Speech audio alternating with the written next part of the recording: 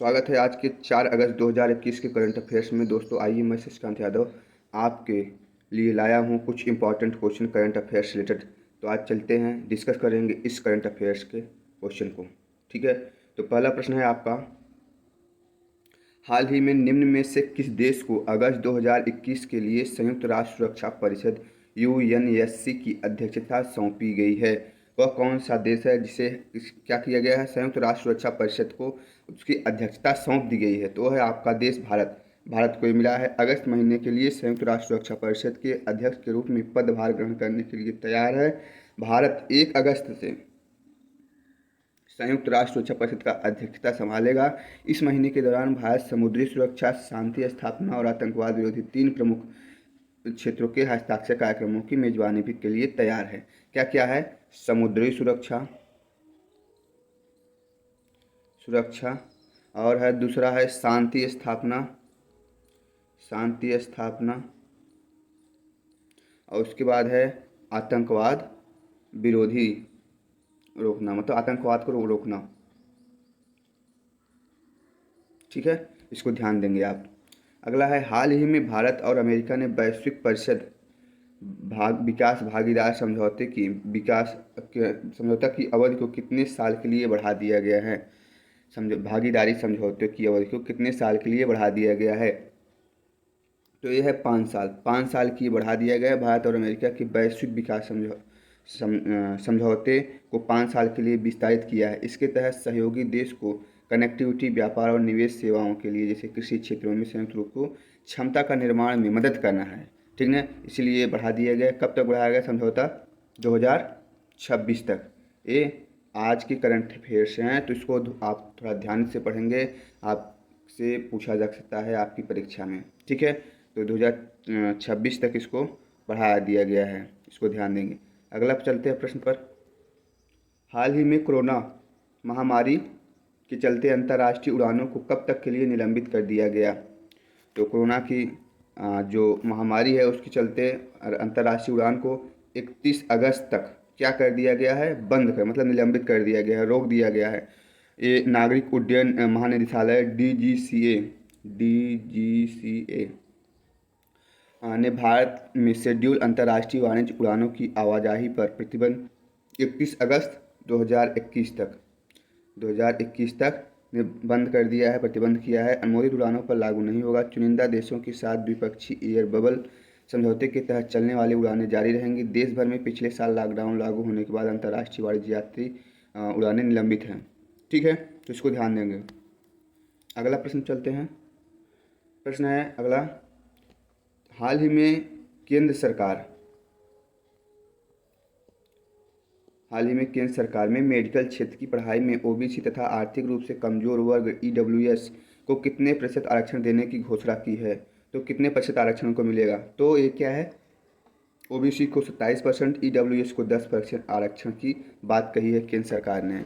ठीक है, 2021 और 22 के जो सेशन चलेगा उसमें ये कहा है मेडिकल छात्रों के लिए, मतलब मेडिकल छात्रों के लिए, मेडिकल क्षेत्र की पढ़ाई में जो करते हैं छात्र, उनके लिए खुशखबरी है।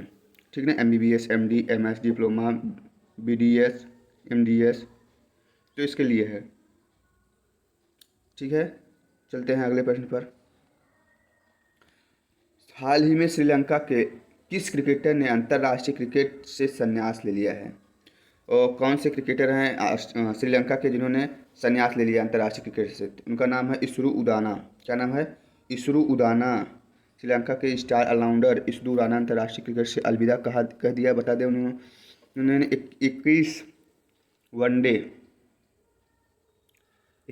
खेले हैं और 35 टी20 खेले हैं। 35 टी20 खेले हैं, मुकाबले खेले हैं। इस दौरान उन्होंने दोनों प्रारूपों में 18 और 27 विकेट हासिल किए हैं। इसमें 18, इसमें 27 विकेट हासिल किए। साथ ही 237 और इसमें वनडे में 237 रन और टी20 में बनाए हैं 256 रन बनाए हैं। उदाना हाल ही में भारत के खिलाफ खत्म हुई टी20 सीरीज का भी हिस्सा थे। हालांकि वो 2 मैच में एक भी विकेट हासिल नहीं कर पाए। जो अभी टी20 मैच चल रही थी श्रीलंका के खिलाफ, इसमें शिखर धवन कप्तान थे उस मैच में भी इसरो उड़ाना थे, लेकिन उनको विकेट नहीं मिला है। अगले प्रश्न पर चलते हैं। हाल ही में किस भारतीय महिला शटलर ने टोक्यो ओलंपिक में कांस्य पदक जीत लिया है? तो आप जानते हैं वो है पीवी सिंधु।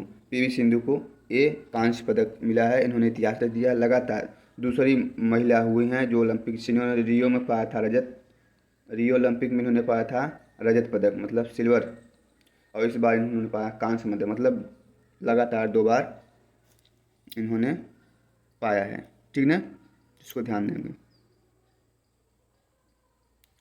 अगला है प्रश्न आपका, हाल ही में टाटा समूह के चेयरमैन एन चंद्रशेखर ने इस वर्ष किस देश में 28,900 करोड़ रुपए निवेश करने की घोषणा की है? किस देश के साथ है निवेश करेंगे?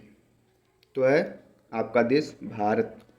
भारत में निवेश करेंगे। ठीक है, कारोबार के साथ मुख्य रूप से यह समूह ब्रिटिश इकाई जगुआर लैंड रोवर में किया जाएगा।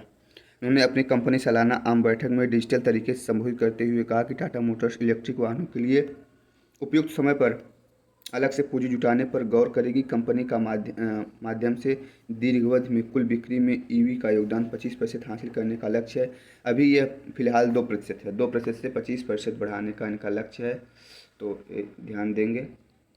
ये कहाँ निवेश कर रही, बस इतना आपको, और ज़्यादा इसमें नहीं ध्यान देना है। ठीक है। 8वां प्रश्न है, हाल ही में यूरोपीय संघ ईयू ने राष्ट्रीय डाटा संरक्षण आयोग में अमेजन पर कितने करोड़ रुपए का जुर्माना लगाया है? तो अमेजन के ऊपर जुर्माना लगा है, तो कितने रुपए का लगा है यूरोपीय संघ ने? तो है 6,600 करोड़ रुपए। कितना है? 6,600। यूरोपीय संघ ईयू ने डाटा संरक्षण के आयोग में जुर्माना लगाया। आरोप है कि उसने यूरोपीय संघ के general data protection regulation GDPR का सही अनुपालन नहीं किया। जुर्माना लगाने वाले लग्जमबर्ग ने निजी डाटा संरक्षण के अनुसार अमेजन ने निजी डाटा प्रोसेसिंग की गड़बड़ी की है, तो इनको ऊपर जुर्माना लग गया है। डाटा को इधर उधर किए हैं, ये कौन किया है? अमेजन ने। अगला प्रश्न है, हाल ही में भारत में पहली बार मुस्लिम महिला अधिकार दिवस किस तारीख को मनाया गया? ये दिवस से संबंधित है, तो आप इसको ध्यान देंगे। किस दिन मनाया गया है? 1 अगस्त। कब मनाया गया? 1 अगस्त को। 1 अगस्त को देश भर में पहली बार मुस्लिम महिला अधिकार दिवस मनाया गया। यह दिन ट्रिपल तलाक के खिलाफ कानून के अधिनियम का जश्न मनाने के लिए मनाया जाता है। अल्पसंख्यक मामलों में के मंत्री मुख्तार अब्बास नकवी के अनुसार सरकार ने 1 अगस्त को 2019 को ट्रिपल तलाक के खिलाफ इस कानून को ट्रिपल तलाक के सामाजिक बुराई को अपराध बना दिया था, मतलब मुस्लिमों को, महिलाओं को बचाने के लिए। ठीक ना, उनकी बेड़ियों से मुक्त करने का उद्देश्य बनाया था, इसको आप ध्यान देंगे। 10वां प्रश्न है, हाल ही में कौन कौन देश कोविड-19 अश्वगंधा का क्लिनिक परीक्षण करेंगे? तो ये करेंगे आपका जो है देश है, एक तो भारत है और दूसरा है आपका क्या है? ब्रिटेन। 2 देश इस पर अश्वगंधा पर परीक्षण करेंगे, भारत और ब्रिटेन। ठीक ना। London school of hygiene and tropical medicine इन्होंने, और आपका आयुष मंत्रालय जो है आपके भारत देश का, ये दोनों मिल करके अश्वगंधा पर काम करेंगे। अगला प्रश्न है आपका लास्ट, आप इसको बताएंगे। ठीक है, क्या है प्रश्न? हाल ही में अगस्त 2021 में नए महालेखा नियंत्रक सीजीए के रूप में किसे नियुक्त किया गया है? तो ये कौन है? ये है दीपक दास। दीपक दास को नियुक्त किया गया है। ठीक है, अभी तक अगर आपने हमारे चैनल को सब्सक्राइब नहीं किया है तो प्लीज़ चैनल को सब्सक्राइब करिए और बेल आइकन दबाइए ताकि सबसे पहले अपडेट आप तक पहुँचे।